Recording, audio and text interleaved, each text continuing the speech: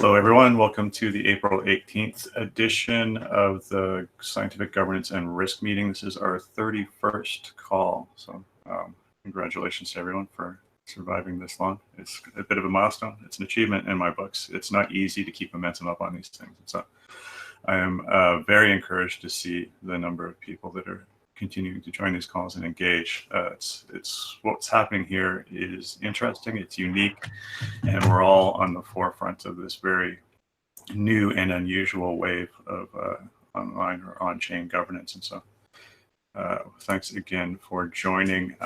Keep the preamble light. We are desperately interested in getting as much engagement as we possibly can from this audience today. So if you have a question, please type it in the chat on the side. We'll ask it if you don't have access to a microphone. If you do have access to a microphone, please jump in at any time and ask your questions. Today's meeting agenda looks like this. We'll have a brief thought of the week from Stephen. I'm going to talk about some of the issues that arise from the way that we have polling and governance or voting set up, and then we'll hear from two analysts, which Cyrus will introduce us to at the risk part of the call.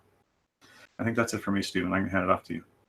Yeah, thanks, man. Well, to reiterate what you're saying, firstly, hello, everybody, and thank you for actually participating on these calls. I must admit that last week we may have had a record turnout, and I'm certainly hoping we can take that momentum forward because the contributions that are coming in, the work that's getting done, the ability to facilitate is just improving from week to week. So, just on that basis, thank you very much. But, one thing I like to do is just reiterate every single week exactly what the themes are that we cover. I think it's crucial to know these themes because it defines very clearly the spectrum of the risk that is considered in the system. I mean, the first theme, the one that we've been, really centering in these discussions, is about the demand and supply imbalance.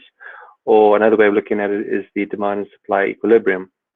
The second clearly covers the collateral types that we will start presenting in the future, the collateral portfolio as a whole, the parameters to those collateral types and parameters and portfolio, and the adjustments to those as well. I know there's a bit of a mouthful, but really it's all about the collateral types.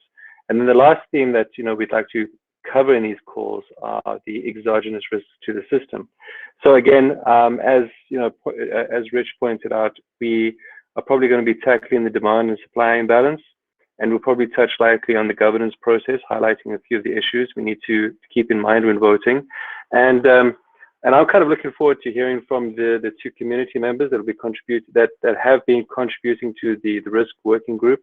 Really great examples of how contributions in the background are starting to show real merit, and gives us a good sense of how to keep the momentum going. But again, keep in mind this is decentralized scientific governance, and ultimately what is considered here is being facilitated by the foundation in this very short hour, with the objective of helping MKR governance to make decisions it needs. And again, and I'll always keep reminding everyone that this is a continuous function. Governance is a continuous action. So please be involved as much as possible. On that note, turn over to Rich again, if you don't mind. Nope, don't mind at all. It's my job. So thank you, Stephen. That's a great introduction, and also it provides me a useful segue because a constant theme for the last 4 or 5 calls has been this idea that governance needs to iterate over time, and we're constantly identifying additional challenges. Maybe the theme or the name of this segment should be "Who would have guessed that governance is hard?" because that's the thing that we're figuring out. There's edge cases here that need to be dealt with. And what I want to talk about today is the interaction between polling and voting. We've seen some interesting behaviors arise from those mechanisms. We've iterated a bit over the last couple of weeks where it became apparent that we really needed to tighten up the cadence of how we initiate a poll, how we discuss those results, and how we initiate a vote. And most importantly, how quickly we can encapsulate that entire process. The idea is that we wrap that up in a 7-day period that allows the community to have enough agility to respond to market pressures and adjust the peg as they see fit. It also allows the organization enough breathing room to handle the mechanics in the back end and all the attendant steps it takes to actually get those proposals showing up in the portal, which are, I won't bore you with it, but are not inconsequential. Here's where that leaves us, though. So we have this cadence on paper. It looks really good. When put into practice, like anything in the world of software, you start identifying edge cases.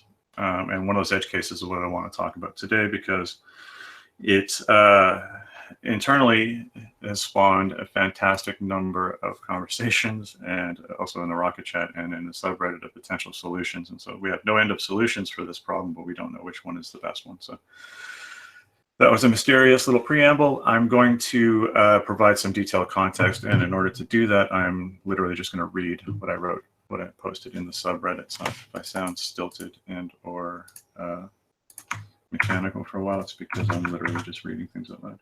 I'm posting the link as well for people who want to read along with me. So here's the context. I just kind of briefly went over this, but we have a governance cadence. Monday, we present a poll. It has a default set of stability fee options. The poll collects signals for 3 days. On Thursday, we get together and talk about how the poll went and discuss other issues. On Friday, we throw up an executive vote, which presents a new picture or a new state of the system that can be chosen by voters that contains the winning poll option. So basically, in the model that we've been playing with so far, it's whatever number had the most signal from the poll is the number that shows up for the stability fee in the executive vote, and then we all determine whether we want to support this new picture of the system. This is a fairly clean way of doing things, but it carries some assumptions with it, and we might be spoiled with the way that this process has worked in the past, because what has happened up until just very recently is there's been a tremendous amount of voter engagement, a great deal of interest. We present this executive votes. Oh, well, I shall back up a second. We have the poll, and there's up until this week, there's been a very clear signal about which one of these poll options were most enticing to the community, which makes us all have a great deal of confidence in the way the system is behaving. And then we take that clearly winning poll option and we put it into an executive vote. And in the past, we've also had the satisfaction of seeing that executive vote be ratified within 10 to 12 hours, same day, basically. A tremendous amount of maker moves from the old state of the system into the new state. That creates a great deal of clarity. And then that frees us up to have a bit of a weekend before we begin this process over again following Monday. The problem that we've discovered, though, is that we're not always going, we can't live in a world where we expect that type of clarity. This week is a perfect example with the poll where I pulled out some rough numbers, but for the leave things alone option, we have 19% of the turnout. For raising it by 1 is 0% of the turnout, basically. 2% is 23% of the turnout. Raise it by 3% is 38. Raise it by 4 is 18. So it's a number of soup, but there's no clear winner in the poll that we have this week. We have a range of options. The expectation was, or the hope, or the thesis, I suppose, was that when we have a poll with a wide range of options with no clear winner, as the clock ticks down, people will begin to capitulate towards their next best choices. And in this model, we saw that activity, but very little of it. 2,100 maker moved from 3% to 4% since last night. So there is some juggling, but not much. So we're in this situation right now where we have sort of an ambiguous poll. Rich, can you clarify something? When you said Sure. you expect people to capitulate to their next best option, you mean that if somebody sees that their vote has no chance of winning, they'll remove their vote from that option and put it towards another one? Is that correct? Yes, precisely. Okay.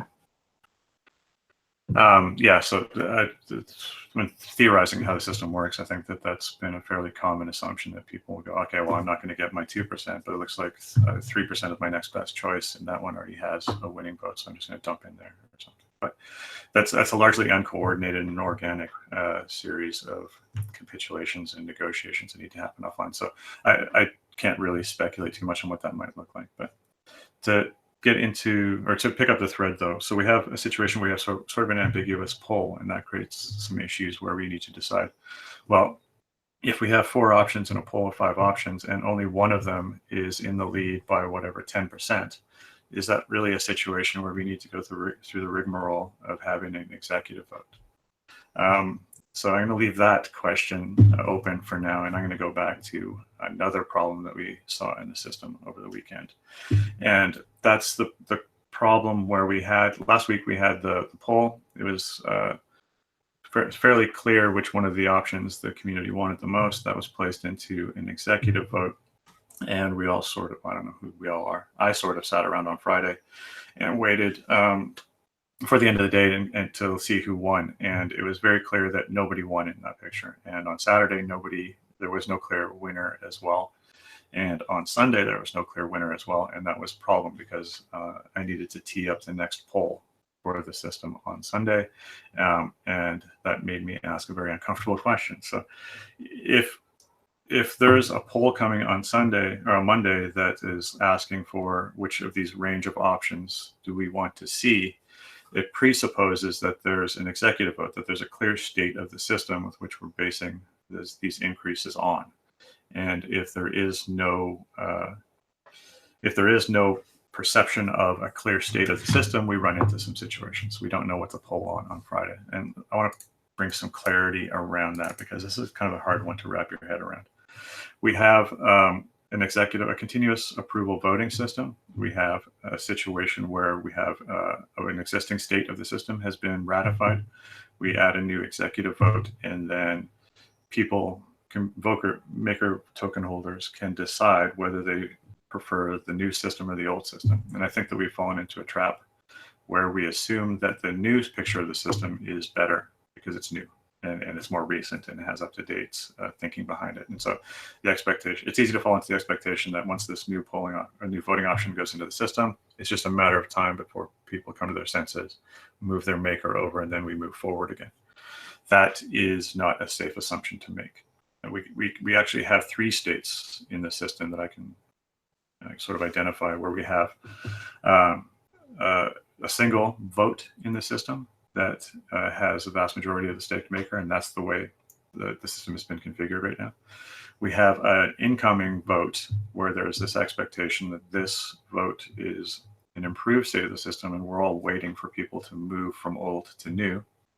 That's state number 2. And then we have state number 3, which is there's actually a disagreement where there's a significant number of voters who have no intention of moving into the new picture of the system. They're happy with the way things were, and they're not going to move their maker.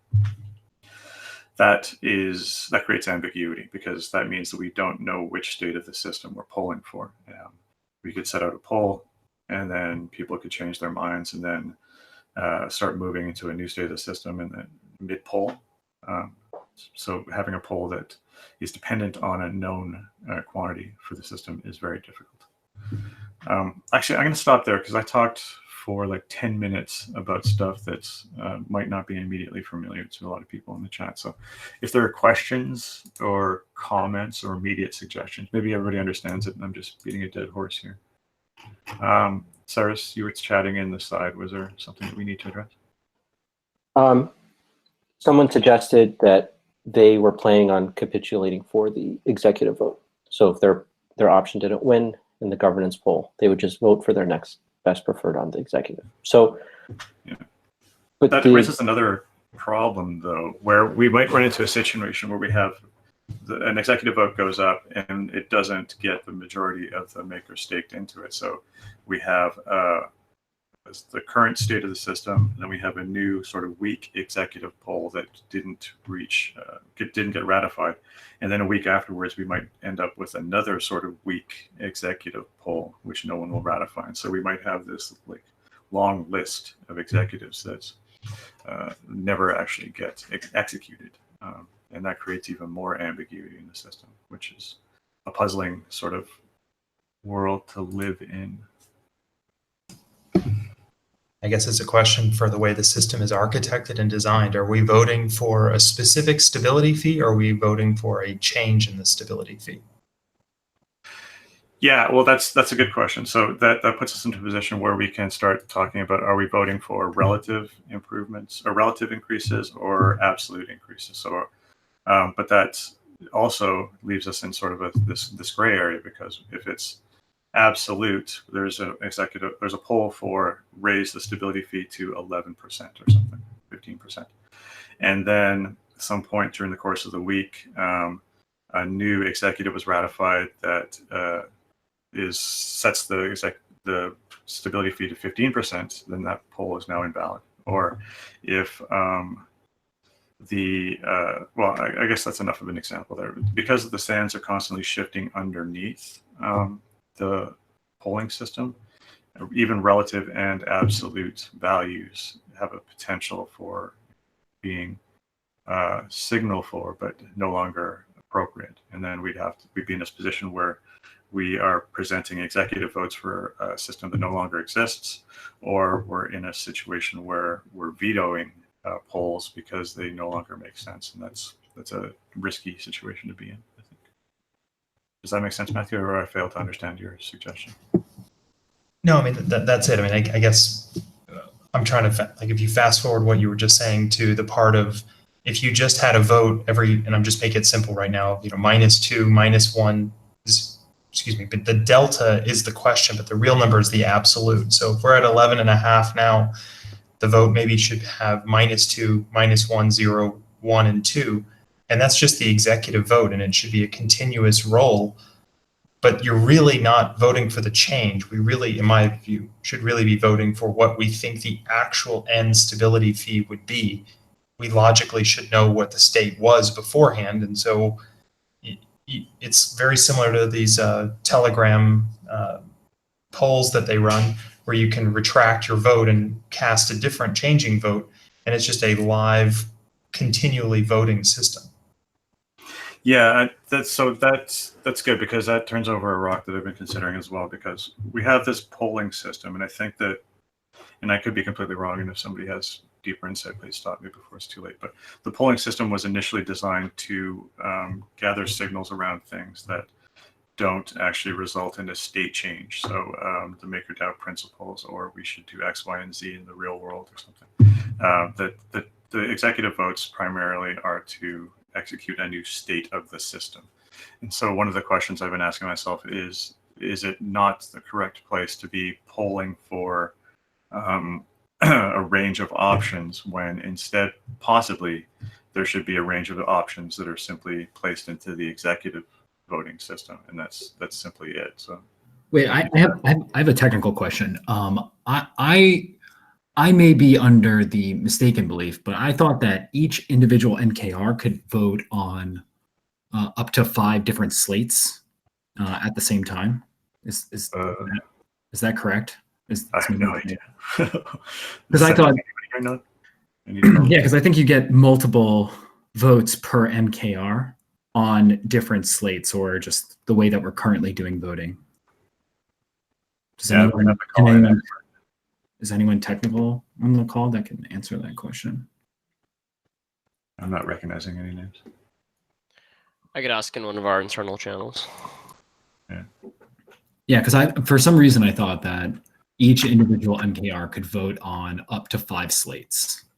So you wouldn't have to, presumably, like if you're in favor of a 3% stability fee for 1 week in an executive vote, you could still vote on the next slate while still locking in your 3% from week 1.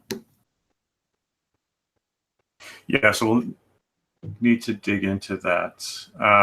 So I've done, hopefully I've done an adequate job in explaining the conundrum that we're facing here.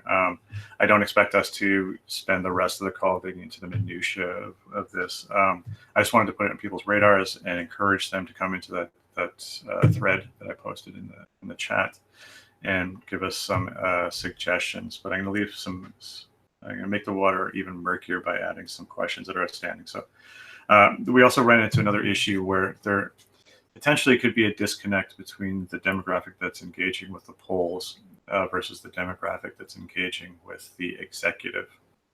I think that it's worth considering that polling seems to be a friendlier option for smaller maker holders to create a signal, but executives fall prey to the commons issue of why should I bother? Things aren't going my way. I can't move the needle. I'm not a whale. All the rest of those that are common issues that are common to every voting system that's ever been created. But perhaps people that are willing to vote in a poll are not willing to vote in an executive. So we might be seeing a disconnect between signals and what large holders actually are hoping to see.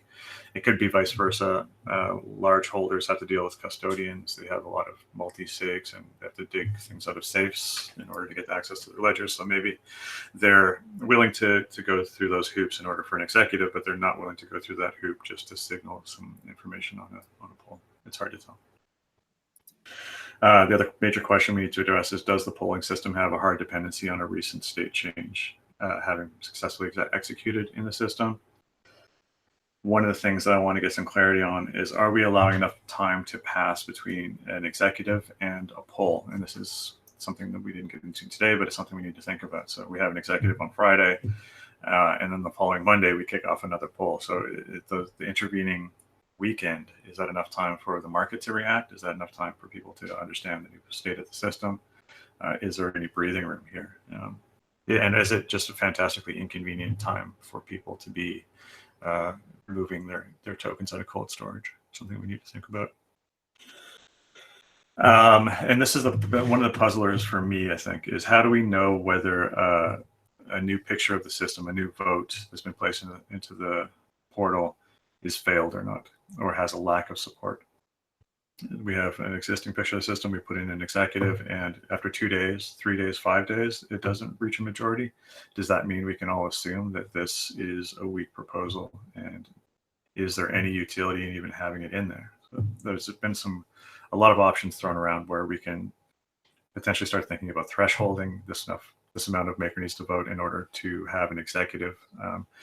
If this executive needs to have enough maker in it to be valid, and if after X number of days, there's like 5% of makers in the new executive vote after 5 days, maybe it just gets cleaned out and goes back into the old executive picture, and we clean up the system that way. I'm not sure. That might actually break some of the fundamental assumptions of how we've designed this thing. So Mariano Conti just replied, and he said that, yeah, that's technically true. So any MKR can vote on up to 5 slates at a time.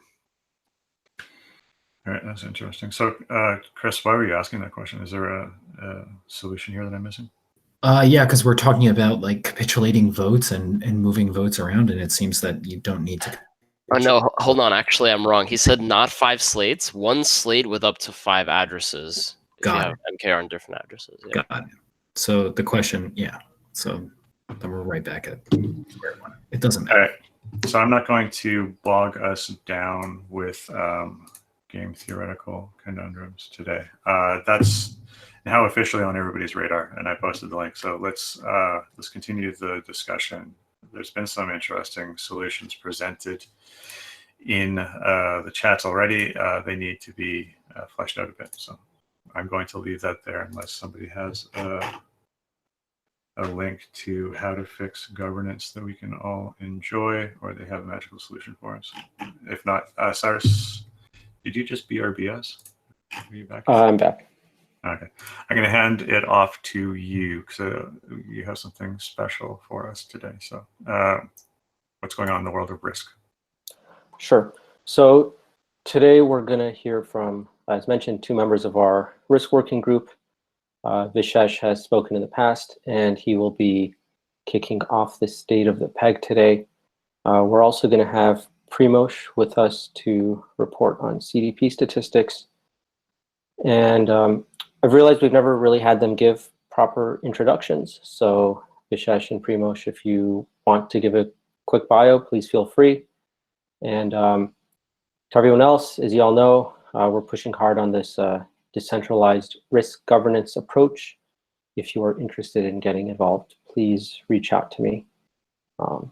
And with that, I'll hand it off to Vishesh. Thanks, Cyrus. Yeah, so just as far as quick introductions, I'm not sure if I've ever introduced myself properly on the call, but I am computer science and biology by education. Worked in the academic space in a lot of hard science research fields, and then since then got involved with a few tech startups, particularly a health insurance startup that I worked at for a couple of years, where we did a lot of kind of analytics and risk modeling and financial modeling. Since then, moved on to a crypto-focused research firm last year. And then just in the past month or so, I've kind of broken off and started doing consulting on my own and publishing, graphs and tweets and posts a little bit more publicly. Just kind of trying to get a little insight and analysis out there and into the space and into community calls like this, so we can help inform what's going on. Now on the data side, let me go ahead and share my screen here.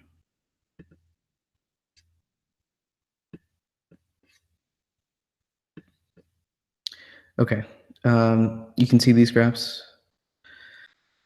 So here was the price peg. So essentially, the previous stability fee increase was around March 22nd, and the most recent one was April 14th. So what we saw was basically the price peg had been kind of declining for a while, and I think that rate of decline had kind of slowed or come to a head with a bit of a valley just before the most recent increase, but that was following a huge spike in transaction volume. What we saw in the last few days since the increase was a drop in that transaction volume, but again, we should discount it because it's on lighter volume, but the price peg starting to recover a little bit from that sort of 95-ish, 96-ish low to about 97.2 most recently. And then I think Lev was showing similar numbers on stablecoin.science. So this was just sort of the same thing in the context of what's been going on with ETH price. So it is interesting to kind of compare. With the previous increase, we were dealing with an ecosystem where ETH price was rising. With the most recent increase, we have sort of seen a few points dip in the ETH price. Now, I think the overall view is somewhat lukewarm in the sense that it looks like we're starting to get a little bit more healthy stability back into the system. But again, with lower trading volumes and with ETH price having come down in the last few days, we should probably discount like how much we can attribute that purely to the stability fee increase versus other independent variables outside of the Maker ecosystem. So, and just like, I think it's a continued trend that's been observed, a bit of an inverse relationship in terms of what's going on with ETH and what happens with DAI. On the supply side, so I think positive, again, indicator, but want to keep things tempered, is since the few days before the most recent stability fee increase, there was a bit of a ramp up in the outstanding supply, but I think that tends to happen just before an increase, and then after that increase, that supply has come down a bit. Mainly, I think, due to a large volume of DAI getting wiped on April 15th, which was the day after the increase. I had also a separate thing that it's not shown here that I'd kind of tweeted out just following a few transactions. There were a few big transactions where people were borrowing DAI on secondary platforms like Compound and Dharma, and then going ahead and using that to pay down their CDPs, which I think was kind of the behavior that we try to incentivize with increasing the stability fee, is to just kind of make it a little bit more expensive so that people consider wiping down their debt. And they are, in what I'm seeing, taking advantage of some of those secondary platforms as a lever or an alternative pathway to obtaining DAI. Vishesh, can I ask you a quick question, or Yes. should I wait till the end? I'm wondering at what point would you feel comfortable to saying that we have historical data at this point? Like, how many more times do we need to do this before you can say the last 2-3 stability fee increases had these effects and we just saw that effect again? Yeah, and there have been a few offline conversations on that topic in terms of just how are we looking as timing and frequency as a variable in a lot of the research that we're doing here. I do think it's a little bit premature for us to start to say that we have trends in historical data. I think we're sort of at that stage where we're seeing some motifs, some patterns that we can maybe start to make some very light predictions on, and then kind of test the quality of those trends by how well they hold up to what we see in the next couple of iterations, I would say. But I think we certainly probably need at least a few more weeks before we can start to say anything for sure. Because I think the real trick is we want to see a variety of independent environmental conditions, right? So we want to see stable ETH price, we want to see volatile ETH price, rising, falling, a lot of different types of conditions, both when we keep the stability fee steady, when we increase it, and we essentially want to be able to control for as many different variables as possible. And I think there's just been too much noise and too many independent variables changing, and a lot of changes that we've been making to really draw like historical trends or conclusions right now. It's just too many moving targets, I feel. I don't know what tool you're using on these graphs, but is it possible to get like a big vertical red line for every time that we've increased the stability fee? Yeah, I can put the stability fee. I can demarcate it a little bit more clearly. These compound graphs have the stability fee graphed as well, but I can drop some pins on the other ones for when those increases were. That'd be awesome. Thanks, man. Yeah. So just as mentioned before, transaction volume, big spikes just post the previous increase. And then this was actually something that we had mentioned last week, was the transaction volume was healthy. It has been dropping since then. But I think that is a little bit natural in terms of what's been going on with the outstanding supply. I think it's primarily been people wiping down debt, which is the healthy behavior that we're looking for. So what was interesting with the secondary lending platform rates was in the past, it had kind of been cheaper to get DAI from Maker. More recently, it's been cheaper to get, it had been cheaper to get DAI from Maker. But now that we've made that a little bit more expensive, I think what we've seen is fewer people taking their DAI, getting it from Maker and supplying it on these secondary lending platforms. But I think a healthy, semi-sustained level of people, when they're in a crunch, going to those platforms and getting DAI and using it to wipe down their debts. So I think the role of these secondary lending platforms has shifted, is what I'm saying. And I think it's shifted a little bit more to what it's supposed to be used for, which is kind of a last resort for getting. And I know there's been a discussion about whether Maker should be the lender of last resort or not. But I think people have kind of been going to these secondary lending platforms recently only when they really need to. Whereas in the past, there's been a ton of activity of people just drawing out DAI willy-nilly and then supplying it on these platforms to try and get some kind of yield because it was really cheap to do so. So I think this is a healthier shift, but there's probably a lot of debate about that. So in terms of the volume, as I had mentioned last week, there had been this kind of continual uptick of the supply and borrow volume on these platforms. Slight dip just post the stability fee increase in terms of the amount being supplied. That has recovered a little bit. I think that was a lot of people essentially trying to reclaim access to some of their DAI to try and wipe down debts. One new addition, which apologies, it does seem a little bit messy, but when I zoom in, it'll be a little bit cleaner. This is something that was discussed a little bit last week that I wanted to just show to answer a couple of questions. The questions that we had gotten were, like when people are drawing out DAI, is it new CDPs that are drawing out DAI, or is it existing CDPs that are kind of levering up their amount of debt? And so what I just kind of done was looked at, okay, at a daily level, how much of the DAI being drawn is being drawn with CDPs that were created, let's say, within 24 hours, or CDPs that had already been existing, more than 24 hours ago. And so essentially what we see is, and then I did just the 9-day simple moving average and then graphed the ratio of the two as well. So what we've seen, which is kind of interesting, is since just before the last stability fee increase, more draws on new CDPs, and then that kind of falls off. And then just leading up to the next increase, more draws on new CDPs.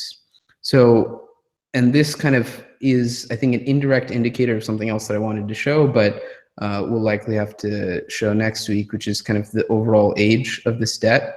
And I think what this speaks to me is a little bit more circulation in debt being drawn and wiped down, which is, to me, healthier behavior in terms of people not sitting with so much stale outstanding DAI, paying down some of those debts, and then having some new people come in and draw out DAI when they need a loan.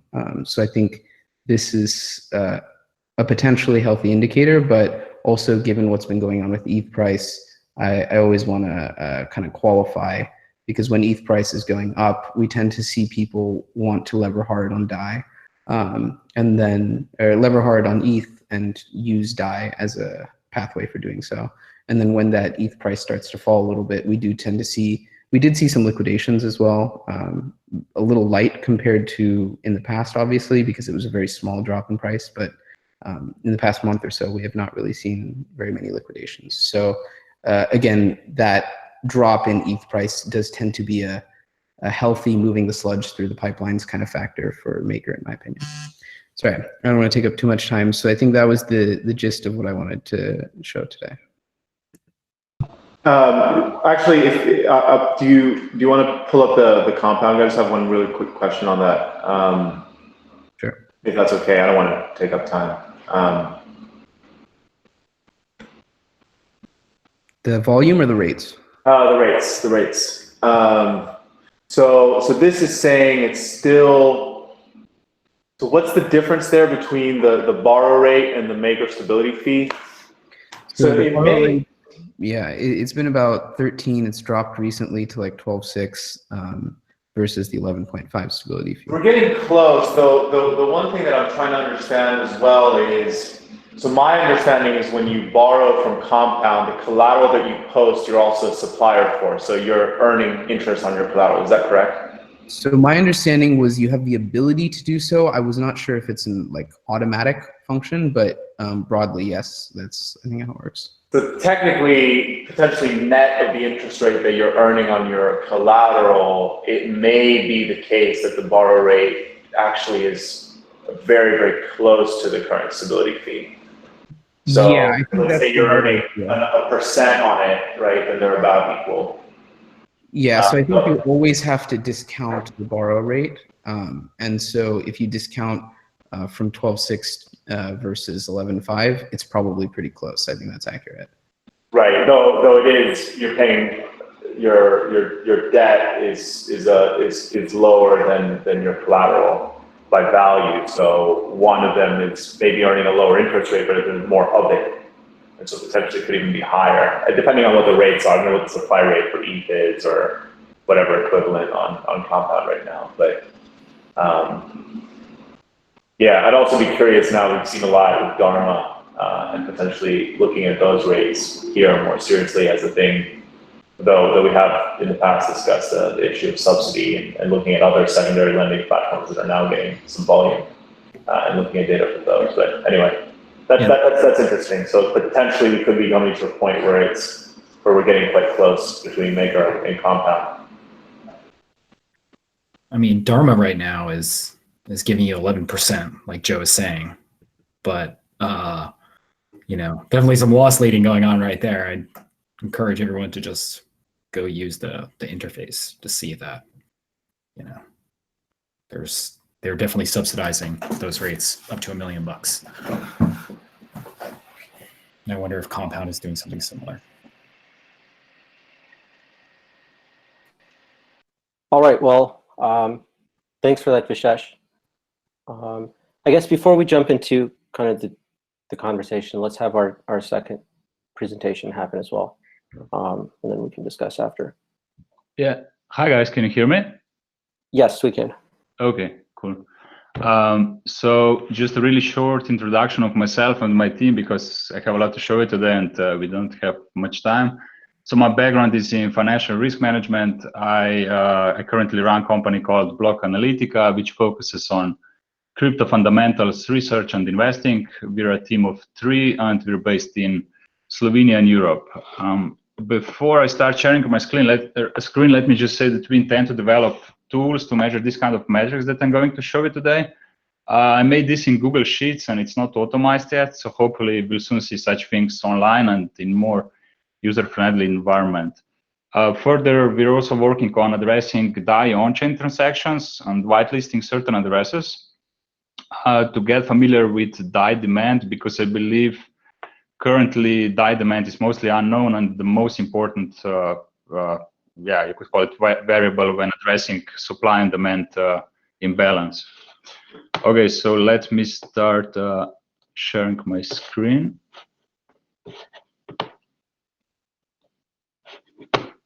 Okay, I hope you can see this. So yeah, we basically know that CDP depth is pretty concentrated, around a few hundred CDPs, although there's more than, I think, 2,000 active CDPs out there. My goal was to see what amount of CDPs have some sort of impact when it comes to debt issuance and repayment on daily basis. Sorry, can I cut you off for a sec? Do you mind zooming in just a little bit? I don't know about everybody else, but it's a little bit hard to see. Better? Should Maybe be a little bit more. 15 inch. Okay. Okay. Yeah, that's fine. Thank you. Okay. So we can see here that 250 largest CDPs, they already represent 90% of all debt. Nevertheless, for the research, we used 1,000 CDPs, the whole history of them, which corresponds to 98% of whole debt. Here you can see historical data, but obviously I'm not going to go through the variables here. So this is one of the first interesting things. We focus on last 10 days because there was a lot of wipe activity in this period. This graph is pretty much similar to what we used to look at Maker tools, but I converted everything to DAI, so it's easier to compare. As expected, there was a lot of lock and draw activity in the first half of the period when ETH price was rising. And there was a lot of free and wipe activity in the second half of the period when ETH price was falling, and also stability fee was announced to get increased at that point. What we wanted to do next, what we wanted to do next is to see how much of this activity, so these are total DAI numbers, values for each type of event, so log, draw, and wipe. And we wanted to see how much of this activity is represented by top single events. So to see just like the maximum wipe on particular day, how much of total wipe on that day this represented. And interestingly, it represented about third of the activity. And this is only one event. So we also looked at the top 5 events per each day for every event state, and averages are pretty high. So you could say like 5 top events represent at least three quarters of all activity on that day. And specifically for wipes, which were pretty high on those days on the second period. These were 5 events represented like three quarters. But these 5 events are not necessarily from 5 different CDPs. So here specifically, these were only 2 CDPs. So I think this huge concentration of activity per CDP is something that's probably going away with time. But on the other hand, it's kind of a good news from research perspective because it's easier to analyze if vibes actually affected the peg, because we can make more detailed on-chain analysis of these CDPs and look if they really behave as it was intended by policy setting. So this was exactly what we wanted to do next, perform some kind of on-chain analysis or to see if these CDPs on this particular day, if they actually freed Ether from collateral, used it to buy DAI on the market, and actually helped to restore the peg, because this was the point of increasing the stability fee, right? So usually the usual pattern you can see on chain when CDPs build leverage, they make these iterations. They draw DAI and then convert it to Ether, and then they lock Ether, and they make a bunch of iterations and they build leverage. So we actually wanted to see if when there were vibes, if we could see similar pattern occurring, and if people actually bought DAI on the market, and if this actually helped to restore the peg. And we specifically focused on just 2 days. And these were 14th and 15th of April, because you could see a lot of vibes here. And also on these 2 days, we could see that the DAI price increased. So I was hoping that I would be able to connect vibes and people actually buying DAI back to repay the debt with this increase of DAI price and higher volume. And it wasn't necessarily the case. So let me show you this. So these are 2 CDPs on those 2 days. Just a second. So on those 2 days, there was 4 million of DAI being repaid. There was 4 million of vibes and 4 million 0.4 of Ether in dollar value being freed. And 80% up to 86 were just from these 2 CDPs. So you could just look at on-chain of these CDPs and see if, how they behave. So the first CDP, we found out that it was actually freed from the collateral and it was used to buy DAI. But this CDP used HIT BTC to do that, which was interesting to me. So he actually, deposited, like in many chunks, Ether to HIT BTC, converted it to DAI, and repaid his debt. Now, why did he do that? Obviously because of higher stability fee, and also because Ether price was falling at that point. I wouldn't say his collateralization ratio was low that he needed to do this. So I guess that's the good news. He actually did it, but perhaps not so good thing is that he actually used HIT BTC. So that's why we can't really see these trades here. If we would include in this data HIT BTC, obviously on these 2 days, price of DAI should be a bit higher. So it would look much better, to say it in other words. And also one interesting fact was that I was actually amazed HIT BTC has 10 million of DAI deposited there. So obviously some people are actually using HIT BTC to trade DAI. I'm not sure. I mean, I know there are rumors about wash trading, but just one interesting thing about it. The other thing is the second CDP. So we believe vibes of this CDP were associated with low collateralization ratio because it almost fell to 160. And I guess the owner needed to lower his leverage. And he actually made these iterations that we usually see when people build up leverage. And we followed it again on chain. Why did he? How did he perform how did he bought the DAI? And we couldn't actually see any of the major venues, be it the decentralized exchanges or centralized exchanges. We could see where the funds came from, but we're not sure. It could be that there was OTC desk in the middle. It could be that there was some spare DAI somewhere, although I don't believe it. Or it could be that it was borrowed on some secondary lending platforms. I'm really not sure. It's hard to say.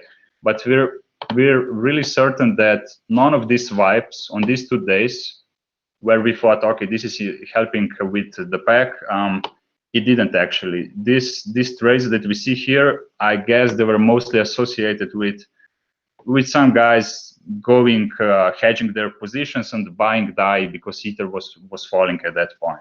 I guess it's related with that. So that I would say is the main conclusion about it. Just the last thing, and then I finish. This is something that we played a bit recently. It doesn't have to do with what I just presented. It's just we try to estimate the leverage of CDPs. I think that's one metric that I'm kind of missing. It's basically something you can adjust from collateralization ratio. But what I was curious about is how much people actually lock their own money inside versus how much of the collateral they have, right? And collateral is, of course, made by borrowing. So that's the point of leverage long. And this number is aggregated number for 1,000 CDPs. And I thought it's going to be higher, but it's not really. It's 1.46. And I think it's a good metric to have, because if you can monitor it through time, you can assess some kind of risk position of CDP holders, how they behave through time. And that's basically all from my end. I guess I already spent a lot of time. So if you have any feedbacks, you can also find me on the Rocket Chat or on Twitter. Cool, thanks. That was awesome, Primož. Thanks for taking us through that. Couple questions from the chat. You may want to address these some other time, but a lot of people asking if you can share the spreadsheet, maybe in just read-only mode. Yeah, sure. I was actually thinking to do that. I just need to decide whether we should publish a blog with it, and then I'll need a day or two, or yeah, definitely I'll publish it. Cool. So my first takeaway, or my immediate takeaway from this, was that earlier this week when we saw like 3-4 million DAI being reduced, it was just from literally just a couple people, and they were just going to hit BTC. And to me, that doesn't really seem like the kind of response we're hoping for. Does anybody else agree? I mean, do you guys get what I'm trying to say? Is, I mean, we're not triggering any sort of mass closures or big supply reduction in any meaningful percentage of the community. Yeah, it just seems like just the fringe, kind of like the fringe market makers who are just still playing with idle capital, just kind of. Well, is that the assumption we should make? Because I've been trying to wrestle with this myself. And do we have a distributed demographic of, at the top end, we have people with a high or very risky profile, and or potentially smart money behaving in a vastly different manner than the majority of the other CDP holders? And if that's the case, is it possible for us as a community to try and find actions that would move them without moving everybody else at the same time, if that makes sense? I don't think that's possible. Magical lever that cannot be gamed. So obviously, like you look at, like, here's large positions. What if we have some kind of magical stability fee that just applies to like whales or something? Obviously, stupid idea, but all these kinds of fixes are gameable in the extreme. So it's a tricky one, right?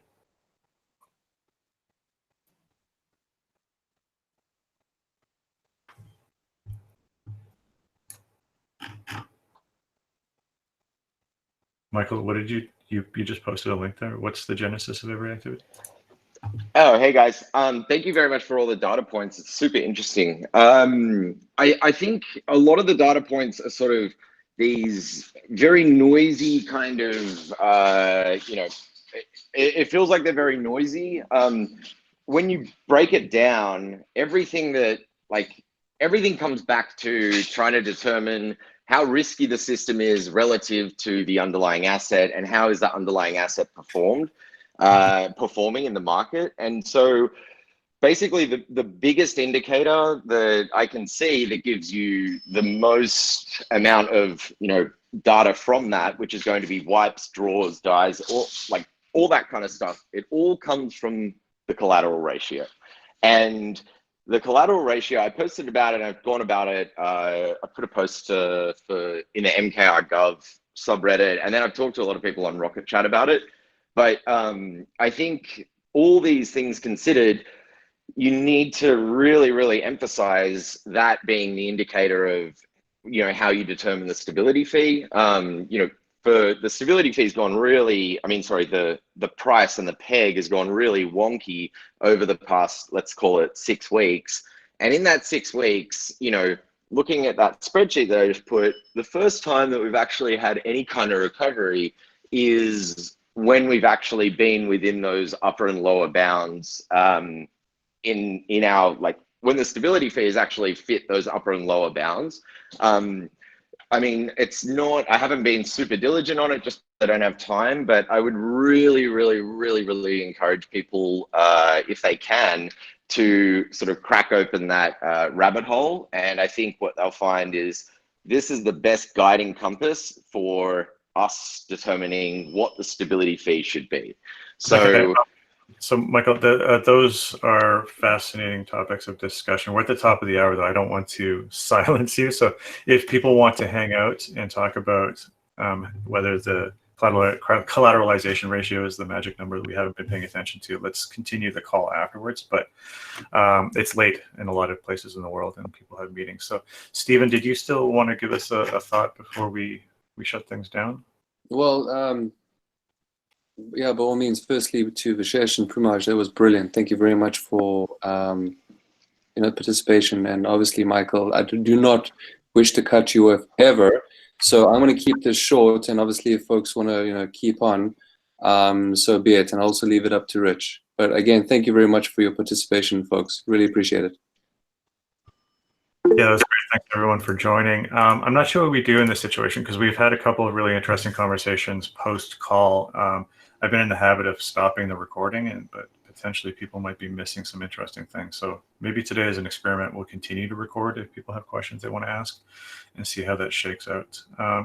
So Michael, I'd be interested in hearing a bit more because in my mind, the collateralization ratio is sort of this following indicator, and I'm not sure whether I'm using that term correctly, of overall health of the system, the recent changes in the price of Ether and its sort of knock-on effects on how healthy or unhealthy positions are. Using that as an indicator that shows an immediate well, I think the system is what freaks me out a bit. Sorry, go ahead. I mean the collateralization ratio is a function of the ETH price, right? As the ETH price rallies, people have basically higher risk preference, and it really ramps up the DAI creation. But if they're, this is obviously the problem we keep coming back to. And, if we don't have an accompanying increase in the demand for that DAI that's being created, then we're going to see the DAI price suffer. So, the solution is to we're talking about the CR as being like a symptom 2 steps down. Why don't we just focus instead on ETH price being like the thing that's really well, the ETH price is going to determine, because if you look at the PEF pool of how big the PEF pool is, right, which is the underlying count of assets. So if you've got 2 million ETH, or let's call it PEF, whatever, that's been relatively constant, and the thing that swells and expands and contracts is going to be the collateralization ratio, because you look at the consistency of the PEF pool is about within 1 or 2%, and that basically says people aren't putting more in, or the system's not getting more, or having more withdrawn overall, within 1 or 2%. Yet for some reason, it's swelling up to 420% collateralization ratio, down to 350%, and that's it becomes this very organic indicator that is the core foundation of everything, which is, are people growing the system and putting more PEF in, or are people getting out of the system? So all these CDP activity, they're all a function of how this sort of big system indicator is going to react to it.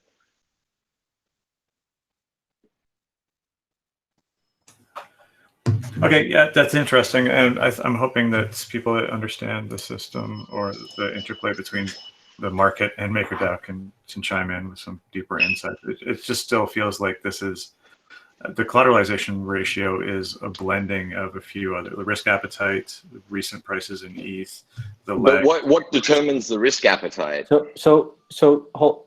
Michael, can you distinguish Yeah. between, do you think people are borrowing because they have a lot of room to work with, like they have a lot in assets and they can borrow against it, or because they think ETH is going to keep going up? So if, let's say, ETH was worth 10 times as much as it is today, so the demand for levering up on ETH specifically is going to be much lower, but you'll have a lot higher collateralization ratio.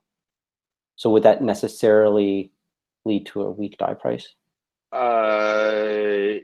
It wouldn't lead to a weak DAI price if there is not any, if there's no, like if there's a better if there's a better discovery of the pricing mechanism. So basically liquidity being sourced, that's because that's going to determine, you can have a 5,000% collateral ratio.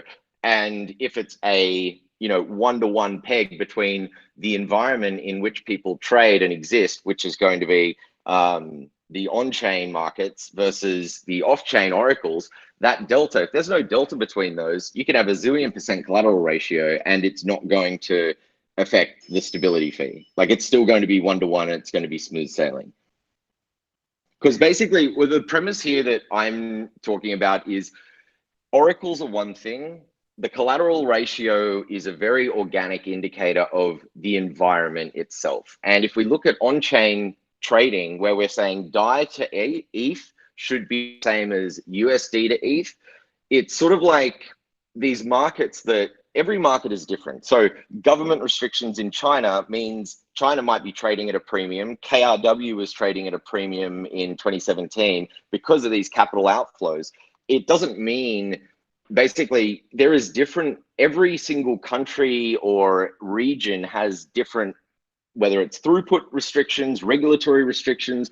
So when you try and proxy in the this is what the price should be, that's like trying to say, well, KRW in Korea, the price should be this. And it's like, look, whatever, dude, that's America. In KRW or South Korea, we have regulatory restrictions and capital outflow restrictions. So we're going to pay a 30% premium. And so when you look at on-chain discovery, price activity, you need to be very conscious of that. And that's what this model basically takes that into account. Because otherwise you're fighting gravity, basically. It's, you can't compete against the environment, and whether that's throughput constraints, regulatory accessibility. And I think that's largely why there is a lot of, that's factored in this model. I don't know if that makes any sense to anyone, but. Yeah, I think so. This would be back testable if it was true, though, right? Yeah, I mean, I've only put the numbers there when I've had a chance to drop them in, but yeah, you guys could back test it. So I mean, it's clear that, at least to me, I think that the solution is still the same, which is still having to make borrowing more expensive. But so I mean, do you have thoughts on how we could use this? Like, let's assume we were at $1 right now, and then we were to see a sharp ETH move. How can we? I mean, we'd have to create a model that would input. So I mean, but isn't this going back to just inputting the ETH price as a factor into determining what the stability fee and everything should be? I mean, if the collateral ratio is just derivative of but ETH price. Collateralization also implies that you've got a constant, basically more or less a constant, what you were mentioning earlier, Michael, about having the number of Ether that's locked in, the PETH, right? I mean, right now it's kind of somewhat tapered out around 2.1 million, and it hasn't really launched higher. So extract what you want from that. Maybe there are 98 million Ether holders that don't feel comfortable locking their Ether in a DAO. But if you end up having significantly more collateral accessible, but just not locked in, doesn't that screw with the numbers? So I think that's broadly the right instinct, Matthew. One thing that I would say is volatility versus just absolute level is an important thing. So what I think is a big driver of collateralization ratio is, yes, the absolute ETH price, but also the volatility of ETH. And so essentially, when we see ETH being very volatile, we tend to see a corresponding relative increase in collateralization ratio. When we see ETH prices are high, just based on simple math, we see an absolute increase in collateralization ratio. And one of the differences... and that's because the underlying asset hasn't changed as aggressively. So if you've got a 1 or 2%, deposit or withdrawal into the PEF pool, that's the system effectively. And if that's not changing and that's constant, as a count of assets in the pool, then ETH can run up 1,000% and the pool is going to keep blowing up exactly in line with the price. But if the deposits of ETH are, running parallel, so the actual count, if it goes up 1,000%, or it goes up 1,000% in price, then if you have 1,000% increase in deposits into the PEF pool, then they should be almost 1-to-1. Just thinking on the top of my head.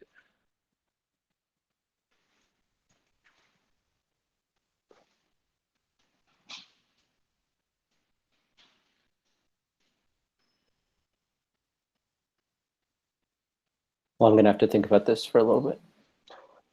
I also, I know it's a bit wacky or whatever, but it's going to be very, very challenging when there's not sort of consistent defined parameters of what qualifies as a trading venue that is acceptable for an Oracle price or a price feed in general, and what does not qualify for it. And the reason why is because, if the Oracle feeds are coming in from all these places, some places have wash trading, some places have price restrictions, withdrawal restrictions, and all these kind of bells and whistles. So if there is any kind of parameters that are available to the community, that I think that would be really helpful as well. Because I think the aim of the game here is, before everything else, it's very hard to test or use data if we can't find any sort of statistical significance. And it's really hard to find statistical significance when we don't have anything, a lot of consistency or continuity between what's being measured. But I mean, look, this is all a really, not, by the way, please don't take this as criticism. This is exciting as hell. And I'm thrilled to just throw different thoughts out there. I'm not saying I'm right or anything, but just fostering more ideas to help us move forward as a team. Yeah, absolutely. I don't think anybody's construing this as criticism. No, yeah, it's an interesting idea for sure.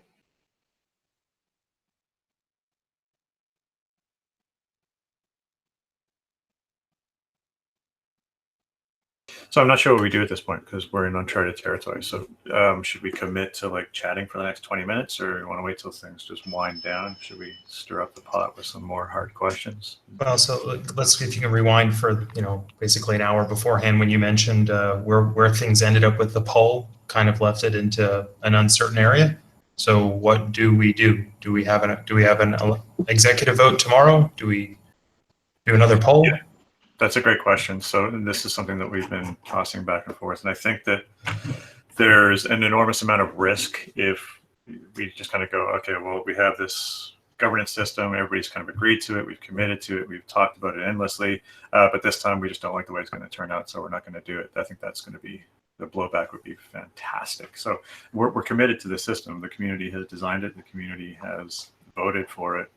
And so the next steps are we go ahead with the executive tomorrow with whatever happened to have shaken out in the last hour, which I haven't looked at yet. But I think that we're going to do a 3% increase executive vote tomorrow at 9 a.m. PST. And then we see how it goes. And the next steps I'm guessing is if we still run into the situation where there's ambiguity, we have weak executive votes, we have polls that don't quite show any clear direction, then we start ramping up some of the options that I want to keep on exploring in MakerGov. Like, do we have thresholding? So for the poll, does 20% of all Maker need to show up before that poll is valid? Or does one of the poll options need to be 25% higher than all the second best option? I don't know. Jai Cut, I don't know whether I'm pronouncing his name correctly, presented a very interesting idea in the chat as well, which I haven't had time to completely digest, but it seems like it might be workable, where he talks about first past the post voting, which, like everything else in the governance world, every day is a new euphemism that I need to learn. It seems like that could potentially be an option as well, but I think that the course is set now, and changing that would sort of create a crisis of confidence in the way that we have governance at MakerDAO, to not do it because we don't like it. Does that make sense, Matthew? Yeah, no, but most definitely. So I guess one of the questions would be, what if it doesn't, after, let's imagine, and I'm just under theoretical, that it doesn't hit that enough votes of a 3% stability fee increase. What point does it actually activate? That's kind of my general question. And then if it doesn't hit that, but we yet hit another poll a week later, is that what you're saying would be the window where we'd kind of stand down? Or well, that's where all the ambiguity comes in, and I don't want to make those decisions arbitrarily. So people would need to, there need to be a significant amount of engagement with the thread in MakerGov that just presents a clear solution to us, I think, because these are the risks that I was discussing at the top of the hour, or the last hour, where we could potentially have 4 or 5, well, maybe I'm exaggerating, but we could have a lot of really weak proposals in the executive poll, or in the executive part of the portal, and nobody has a very clear understanding of what the picture of the system is. We're no longer, the community is no longer providing forward guidance, like this is the way things are going, because there's just indecision at that point. So we need to figure out, do we expire executives that get no engagement? Do we need to organize more campaigning in the community, where, like, get out to vote kind of stickers or something, where people actually signal? I'm not sure. There's a lot of things we need to decide.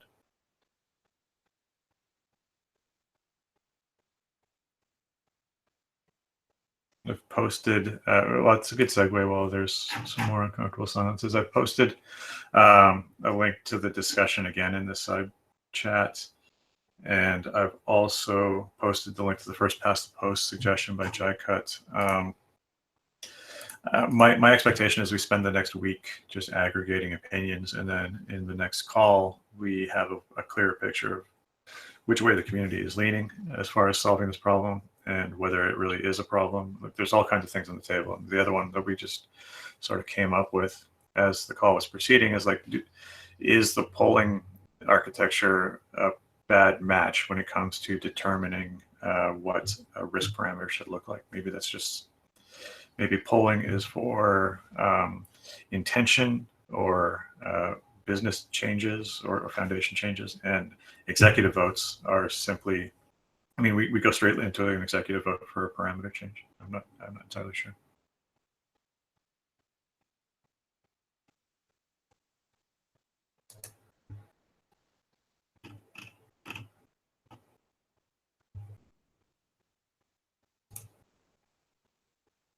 Yeah, I think that, Christopher, you've signaled some support farther up. Unfortunately, I lost track of the questions in the sidebar, so I'm wondering if things got missed there. But I think that also loops back into this idea that I'm very, very, very hesitant to allow these meetings to become a decision-making forum. I don't want, we've already seen this misunderstanding in the community where people have referenced these calls as the governance committee. And that's kind of antithetical to the entire thing that we're trying to achieve here. This isn't where important people gather to make decisions for the rest of the ecosystem. It's where people with deep insight get together, ask some really cool questions, and then return that back to the wider group for decision making.